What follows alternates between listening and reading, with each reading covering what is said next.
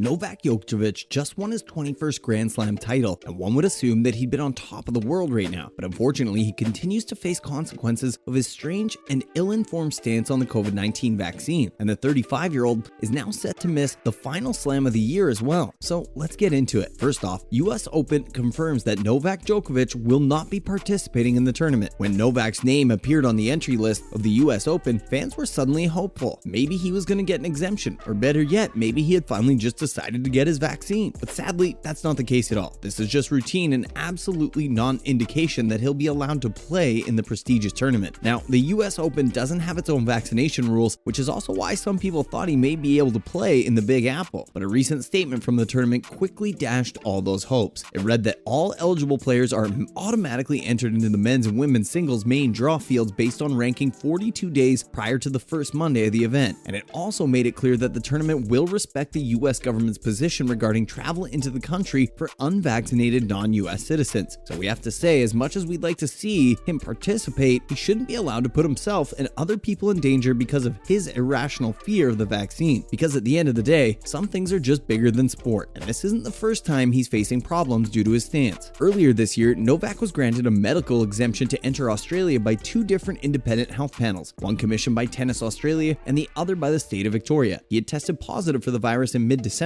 To the shock of just about everybody, the Australian Border Force detained the decorated player on January 5th for not meeting the federal coronavirus requirements, and his visa was revoked. And then a judge overturned this decision, but the Australian government decided to step in and revoke the visa once again, saying that it was in the public's interest. He tried to appeal the decision, but to no avail. And in the end, he was deported from the country in what was the end of an incredibly humiliating saga for one of the most decorated players in tennis history. The Australian public was outraged over his attempts to get into the country without meeting the vaccination attempts, and many rightfully accused him of putting citizens at risk. And they argued that if he really is so adamant about not getting the jab, he should just accept that some places won't let him in. On the other hand, he also became the poster child for anti-vaxxers all over the world. These conspiracy nuts said that he was the healthy and physically fit and he didn't require the shot at all. Also, they said that he can decide what goes into his body, and if he didn't think the vaccine was good for him, we should all just respect that. So we know what you must be thinking. Novak is incredibly passionate about the sport, and he's this close to leveling Rafael Nadal's record tallying of 22 majors. Isn't there any chance he'll change his mind? Well, no, there isn't. Not at all. Finally, Novak has made up his mind. Novak has repeatedly said that he's not planning on getting the vaccine, and he's even said that missing competition over this is a price he's more than willing to pay. He has claimed that while he doesn't want to be associated with the anti-vax movement, he supports an individual's right to choose, and he believes that the shot will not be good for his body, and he's trying to be as in tune with it as much as possible. Just recently, after he won his 7th Wimbledon title, he once again confirmed that he isn't vaccinated and he isn't planning on getting vaccinated. He's just hoping for the United States to either give him an exemption or for the country to change its rules in time for him to enter. But now that we're merely weeks from the tournament, it doesn't seem like that's going to happen. While some politicians in the country have been advocating for the tennis superstar, President Joe Biden has pretty much stayed silent on the matter. Allowing him to enter the country would set a very, very dangerous precedent, and we just don't think that the authorities are going to be willing to do that. And if Noel's granted an exemption, everyone will want one, and we can't have that now, can we? And that's all about the US confirming that Novak Djokovic's vaccine status will rule him out of the tournament. Now it's time to move on to some other related news.